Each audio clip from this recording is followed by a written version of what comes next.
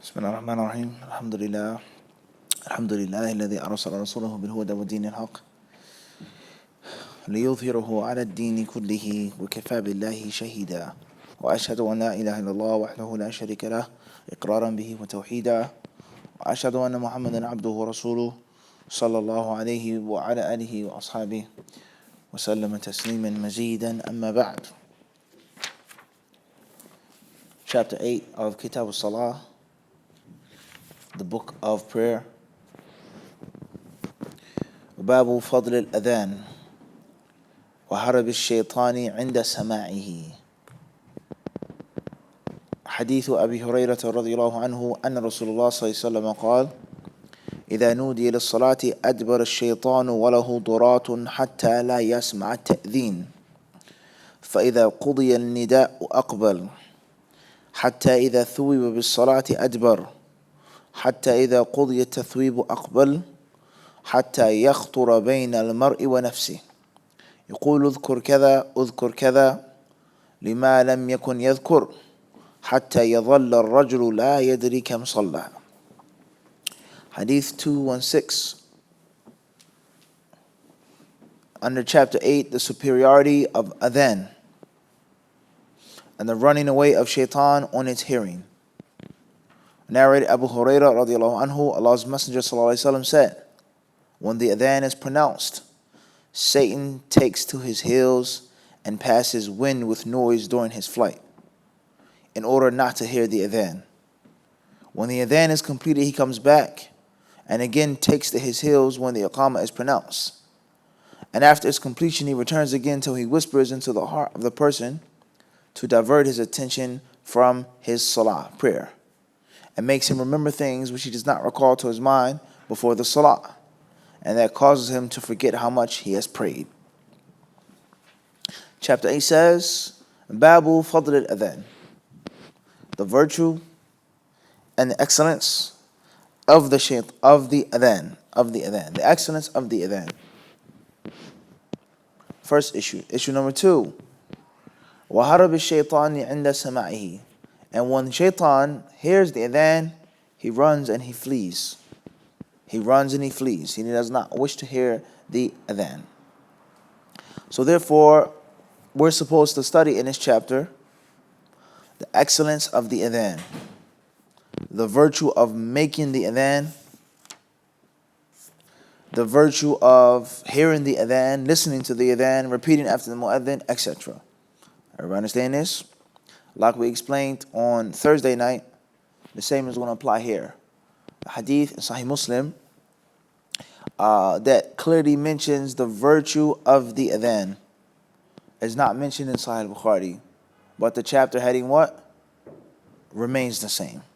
Khairan inshallah, like we explained in detail on Thursday night. Everybody understand this?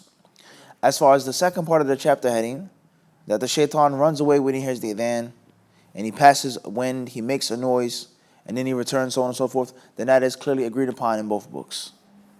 Khairan inshallah. The first narration in Sahih Muslim says, حدثنا محمد بن عبد الله بن نمير قال حدثنا عبدة عن طلحة بن يحيى عن عمي قال كنت عند معاوية بن سفيان فجاءه المؤذن يدعوه إلى الصلاة فقال معاوية سمعت رسول الله صلى الله عليه وسلم يقول المؤذنون أطول الناس أعناقا يوم القيامة.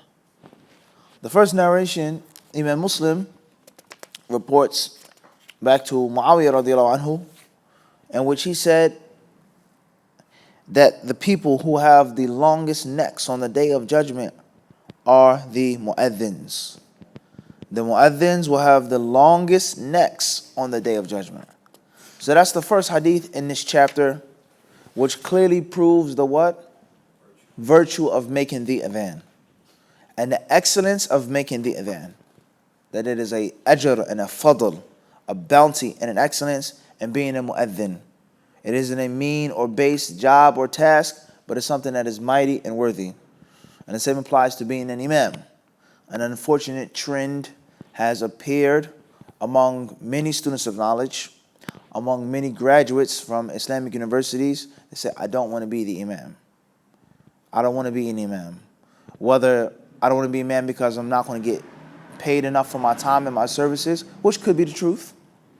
I don't want to be the imam of a masjid because I'm going to be a slave of the masjid. The administration is going to run me. They're going to control me. They're going to force me to do this, to say this, to give the khutbah like this. Don't talk like that. Don't speak on this issue. Political agenda, so on and so forth. Please don't be too harsh. Don't be too much of sunnah. Be easy with the people. Don't say nothing against that. Now, you can't go anywhere else.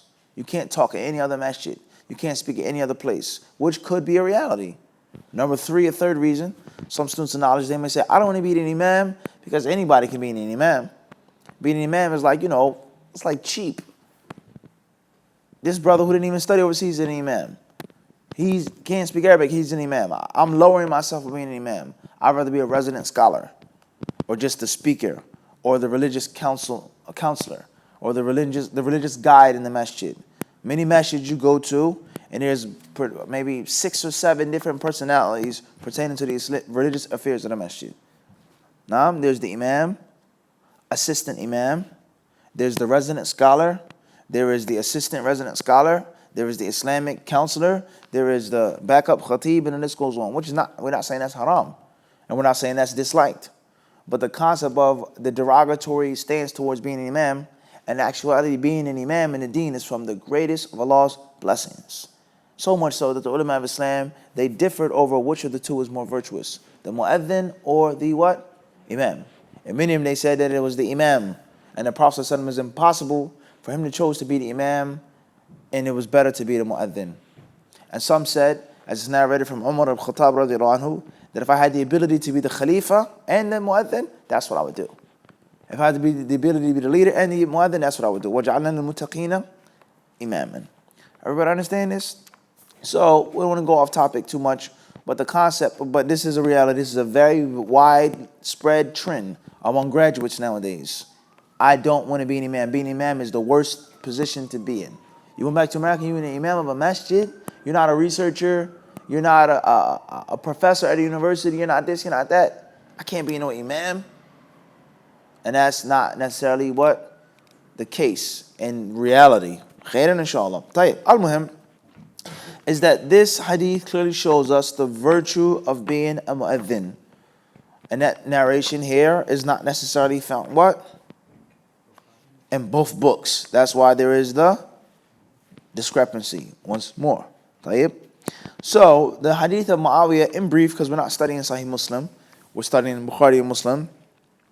Hadith Muawiyah says that those who have the longest necks, أطول الناس أعناقا يوم القيامة, are the mu'adhins. The hadith proving the virtue of being a mu'adhin is crystal clear. What's meant by longest necks? Some of the ulama, they say, على الحقيقة, really, literally. And when the people will stand in the mahshar, the standing place, and the people, that phenomena will take place, people will be swallowed up, drowning in sweat because of their sins, their problems. And those who have the longest necks will be delivered. Khair inshallah. And others, they say that it's something which is ma'nawi, something that is figurative or an expression, an ibarah. And that the Arabs consider a woman who has a long neck to be a beautiful woman. And they say that length of a person's neck shows jamal, shows beauty. And it shows the virtue, etc. Whether it's this or whether it's that, the asl is that it's ala al-haqiqah.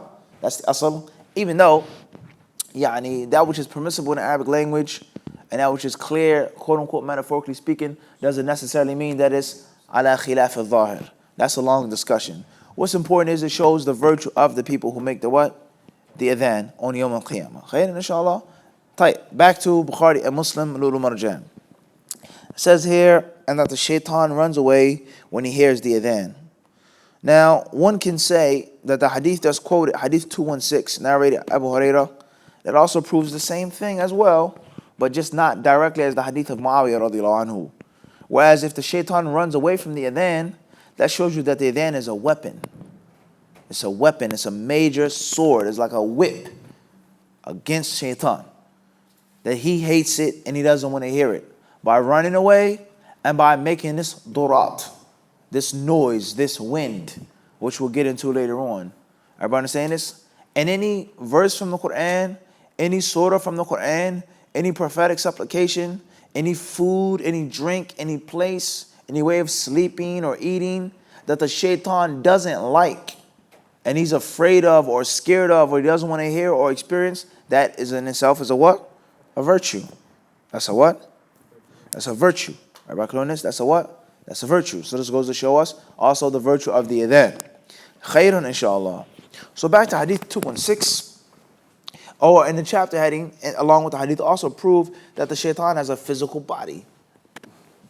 The shaitan has a physical what? Body. Tayyib. Hadith narrated by Abu Hurairah radiallahu anhu says, أن رسول الله صلى الله عليه وسلم قال إذا نودي للصلاة أدبر الشيطان وله ضراط حتى لا يسمع تأذين. When the call to the prayer is made, the shaitan runs away. So from the ways of protecting yourself from jinn possession, from sihr, from ayn, from hasad, protecting yourself from these evil things is the adhan. Everybody understand this? Is the what? Is the adhan. And that's a major faida as well, which many people don't do. Khairan inshallah. The virtue of the adhan. It then says, فَإِذَا قُضِيَ النِّدَاءُ أَقْبَلَ. It says, when the adhan is pronounced, Satan takes to his heels. It says here, adbara, he runs away and passes wind with noise during his flight. And many of the ulama, they say this is real, as it is the shaitan has a body. And that some narrations say that the shaitan urinates in the ear of the man who doesn't get up and pray fajr. And they also say that he has a wind as well. He passes a wind as well. How is it? The sound, the noise, we don't know. That's from the ghaib, unseen. But we believe in it as it is, ala dhahir, in the outward, manifest way. Khairan inshallah.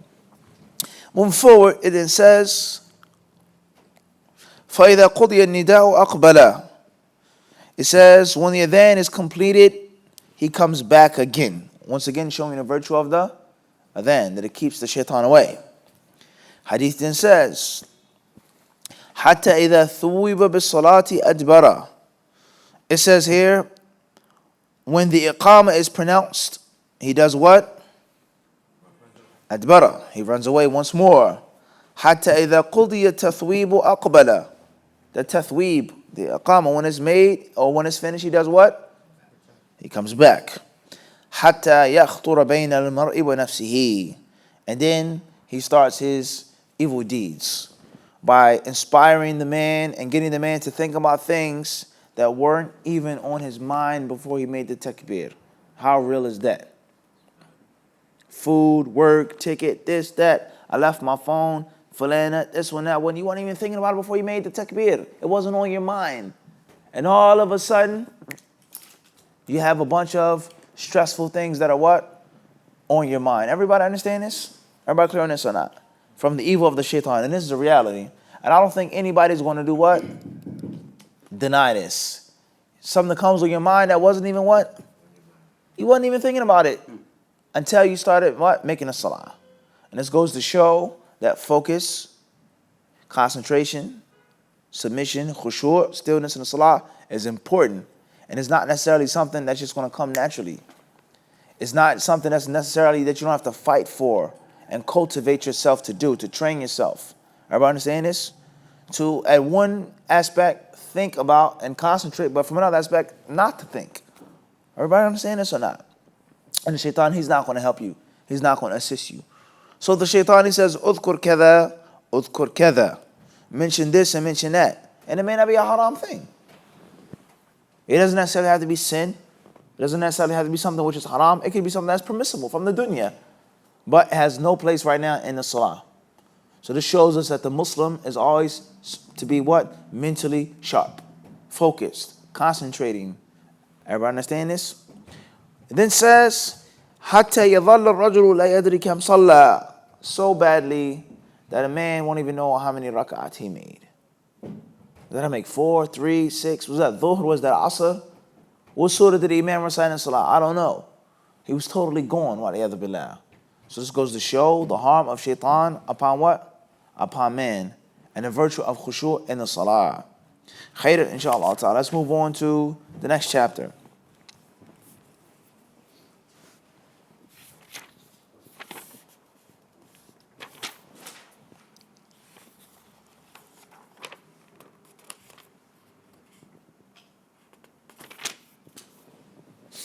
باب استحباب رفع اليدين حذو المنكبين مع تكبيرة الإحرام والركوع وفي الرفع من الركوع وأنه لا يفعله إذا رفع من السجود. حديث عبد الله بن عمر رضي الله عنهما قال رأيت رسول الله صلى الله عليه وسلم إذا قام في الصلاة رفع يديه حتى تكون حذو منكبيه، وكان يفعل ذلك حتى يكبر للركوع، ويفعل ذلك إذا رفع رأسه من الركوع ويقول سمع الله لمن حمده، ولا يفعل ذلك في السجود. حديث مالك بن الحويرث رضي الله عنه عن أبي قلابة أنه رأى مالك بن الحويرث إذا صلى كبر ورفع يديه، وإذا أراد أن يركع رفع يديه، وإذا رفع رأسه من الركوع رفع يديه، وحدث أن رسول الله صلى الله عليه وسلم صنع هكذا. Chapter 9 says, preference of raising both hands up to the shoulders with the takbir at the commencement of a salah, the prayer, and on bowing al-ruku', and also on raising his head after bowing, but not to do so on lifting one's head from prostration. Not to do so on lifting one's head from prostration. The chapter says, باب استحباب رفع اليدين حذو المنكبين مع تكبيرة الإحرام والركوع. The recommendation, the preferability of raising one's hands to the shoulders when the person makes the takbir, the initial takbir, takbiratul ihram, that is recommended, it says here in the chapter. And also upon bowing, when you make ruku', you should raise your hands. And also on raising your head after bowing, meaning coming out of ruku'. When you come out of ruku', Allahu Akbar, you go into ruku'. You say your supplications in ruku'. You come out of ruku', Sami Allahu liman hamida, Allahumma rabbana lakal hamd. Also raise the hands what? As well. It then says, وَأَنَّهُ لَا يَفْعَلُهُ إِذَا رَفَعَ مِنَ السُّجُودِ. But not to do this when you come out of sujood. Not to do this when you come out of the sujood. So far, the hadiths on the adhan are done and they're finished. The theory that we laid down a while back, that when you study as a layman Muslim, or as a beginning student of knowledge, a beginner, junior student of knowledge, intermediate level, advanced student of knowledge, expert student of knowledge, alim, so on and so forth, is insufficient to just say that you take only the hadiths from Bukhari and Muslim. We've studied hadiths on the adhan, and we did not necessarily get into all of the what? Specifics of the adhan, rulings of the adhan. Put your hands on your head, fingers in your ears, turn to the right, turn to the left. Naam. Is it permissible to make the adhan inside of a building, outside of the building, on a microphone? Naam. The different ways of making the iqamah, how many, etc. All of those specific details are not necessarily what? Mentioned here in Bukhari and Muslim. Some of them are only in Sahih Bukhari, some of them are only in Sahih Muslim, and some of them are outside of the Sahihain. Totally. Sunan Abi Dawud, Jami' Tirmidhi. Everybody understand this or not? That's with regards to the hadiths. As far as regards to the actual fiqh, then as we have explained in the Durar al-Bahiyya, the concept of studying a blueprint, a skeleton, learning the general body of the fiqh, the points. Do this, do that, do this, do that, do this, do that. And conceptualizing it, knowing, understanding. The proof, the evidence, the difference of opinion, just getting in the what? The basic body down packed. Everybody understand this? And he also studied the hadiths. You learn why. And then if you go further, the different views. Everybody understand this? So we just took a few hadiths with regards to issues on the adhan. Virtue of calling the adhan, repeating after the muadhin, naam. How the adhan was what? Established. The history of the adhan, the evolution of the adhan, naam. The shafa' and the witr in the adhan, naam. Tayyib, so on and so forth. Khair. Now, we're finished with that with regards to this book. Now let's get into the actual issue of salah. An issue of the salah. And once more, it is in a hadith on the obligation of prayer, the ruling of those who don't pray. Naam. Kufr, tariq salah, those who don't pray are not Muslim. None of that. To go to show you that there's only a selection of hadiths that are put together that are agreed upon by Bukhari and Muslim. And every single issue, let alone in order, is not going to be found what? In this compilation. Everybody understand this? Which goes to show that if you wish to memorize a book of hadith, it is easier, in my humble opinion, and more thorough to study Bulugh al-Maram instead of Umdat al-Ahkam. Obviously, Bulugh al-Maram is much larger. Umdat al-Ahkam is much smaller, roughly 450 hadiths. Bulugh al-Maram is roughly 1,200 hadiths. Some versions, 1,300 hadiths. That's a huge difference. However, the concept of simplicity, of everything being in order, because it's not exclusive to Bukhari and Muslim. And you actually learn the adhan based off of the sunnah and all the main issues in order as they come. Everybody understand this? Whereas Umdat al-Ahkam is only from Bukhari and Muslim, it's going to be what? Whatever is there. Everybody understand this? Khayr inshallah, we've explained this before. What's important is, we have other classes on fiqh, other classes on Bulugh al-Maram. The class that we have right now is Bukhari and Muslim. So the issue that we're studying right now is, what is the ruling on raising your hands in the salah? This issue, for one reason or another, has become extremely controversial among Muslims, of past and of present. There are people who fought over these issues, wrote books over these issues, were refuted over these issues. There were lines that were drawn because of this one issue, and others as well, but specifically this one issue. If you raise your hands in the salah, except for the takbiratul ihram, the initial takbir, then you're astray and you're misguided. If you don't raise your hands in these places, then you're misguided. We're Ahlul Hadith, you're Hanafi. Don't pray with us, we don't pray with you. Everybody understand this? You're upon misguidance, we're upon guidance. The Hadith in Bukhari and Muslim, the Prophet ﷺ did it, the Prophet ﷺ did it, the Prophet ﷺ did it, the companions did it.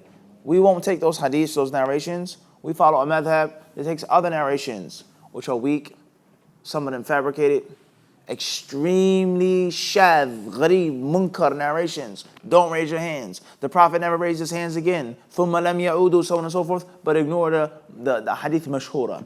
Big problem with regards to this issue. And this is one of the reasons why you pray in certain masjids today, and you see people, they don't what? Raise their hands after the initial takbir. It's a fiqh issue, but it's become much larger than just a what? Fiqh issue. Imam al-Bukhari, rahimahullah, he wrote an extensive book on this called Juz Raf' al-Yadayn. He wrote a book about raising the hands in a prayer. And when you read this book, you'll be shocked. You read the introduction. Imam al-Bukhari's usloob, his style. And as you say to yourself, you know exactly who he's talking about. Exactly. Now, not getting into none of that, because that's a long story that the people are still suffering from today, especially in the UK and also in America. The concept of Abu Hanifa. Some people say Abu Hanifa al-Imam al-A'zam, the greatest Imam. Others, they say, Lam yakun min al-Imam al-Arba'ah. He was not one of the 4 Imams. Others, they may say, Abu Hanifa, if he doesn't know an issue or hadith, then it's da'if. If he doesn't take an opinion, then it's mansukh. Some people say Abu Hanifa was a dog. It was nothing. Mubtadi'. Some people say he may have been a kafir, murtad, an apostate, so on and so forth. How did Abu Hanifa, rahimahullah, become such a controversial figure? And how did so many people cling themselves and attach themselves to Abu Hanifa that are blind, fanatical people? They're just totally muta'assib. And you have some people on the other side of extremism that hate his guts. And the word Abu Hanifa is mentioned, they spit up, they become sick in their stomach. This is a reality. This is not an exaggeration to this day. And then we have the concept of Salafi dawah, youth learning, benefiting, listening to speakers, going overseas, but they're originally Hanafis. My parents are from Pakistan. My parents are from India. My parents are from Bangladesh. But I'm Salafi. And I read Sheikh Albani's book, and this book, and that book. So then I go back to my family, and I clash and I fight with them. And I tell my father, you have to pray like this. You have to raise your hands like this. Abu Hanifa wasn't correct, so on and so on and so forth. Then the problem becomes complicated upon complication upon complication upon what? Complication. And that's a problem. Am I making this up, Usama? There's some masjids you go into, you raise your finger, they may kick you out. I had one classmate in Medina who's from Pakistan. He said one brother, he moved his finger in the tashahhud, and they said, don't do that in this masjid. So he said, I'm going to do it anyway. I want to follow the sunnah. They said, don't do it in this masjid. So he came back more than once. They warned him. They said they waited for him to move his finger in the salat, and they grabbed him, they held his finger, and they cut it off with a pair of shears right in the masjid. Then they commanded for the whole entire masjid to be scrubbed and clean. Said, this is Wahhabi, is filthy. Get him out of here. It's reality. Or some people saying Abu Hanifa is a mubtadi'. He's dal, mudil, he's this, he's that, so on and so forth. Trying to give da'wah to a people, this is where they come from. This is the fiqh that they learned, that they studied. This is a bridge, a way of them learning and having some type of religious feather. Everybody understand this? Religion, the practice of religion is gharib, it's strange. It's not the sunnah, it's not the way of the people today. We live in a secular world. Everybody understand this? So you might find a brother who wishes to be religious. That's a step in itself. Who wishes to actually study and learn. That's a what?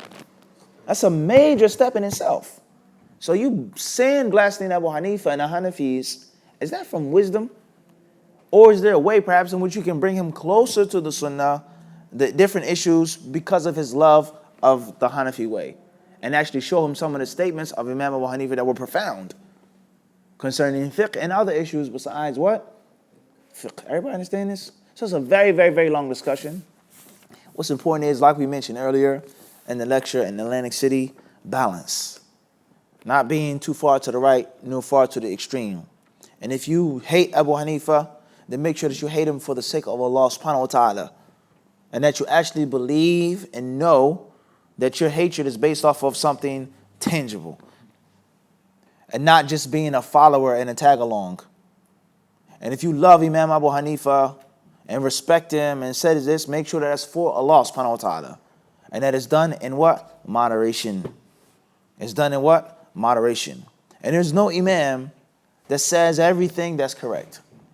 There is no imam in which all his views and opinions are 101% correct. Everybody has ijtihad, has a view, has an opinion one way or another, in which another view may be more thorough and more solid. So whether you like him, whether you dislike him, make sure that it's correct, that it's sincere, and make sure that it's balanced.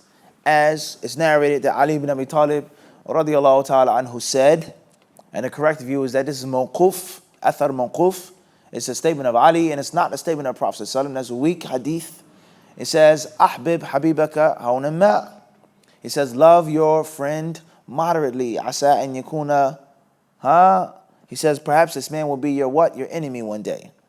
وَأَبْغِضْ عَدُوَكَ بُغْضًا مَا أَوْ هَوْنًا مَا. He says, and hate your enemy moderately. Because one day your enemy could be your friend. One day your enemy could be what? Your friend. Moderation. Don't go extreme in praising someone. Al-Imam al-A'zam, the greatest imam ever to live. And don't go extreme in cursing someone. Be balanced. And the moment we lose this balance, we fall into what we see today. Everybody understand this? So every Hanafi fiqh opinion is not necessarily wrong. Every Hanafi fiqh opinion is not necessarily what Abu Hanifa said. Every Hanafi fiqh opinion is not what his main disciples said. Everybody understand this? There are unique dynamics to the Hanafi madhab, like no other madhab. And there were many of his disciples that didn't agree with him, and there were some that did. Al-Muhim, detail and balance, and before that, sincerity. Listen carefully, especially to the brothers and sisters in the United Kingdom. Sincerity, balance, and what? Detail. Everybody clear on this or not? Khairan, inshallah. That's my advice in general and in brief with regards to this issue and any other issue of the deen. Khairan, inshallah.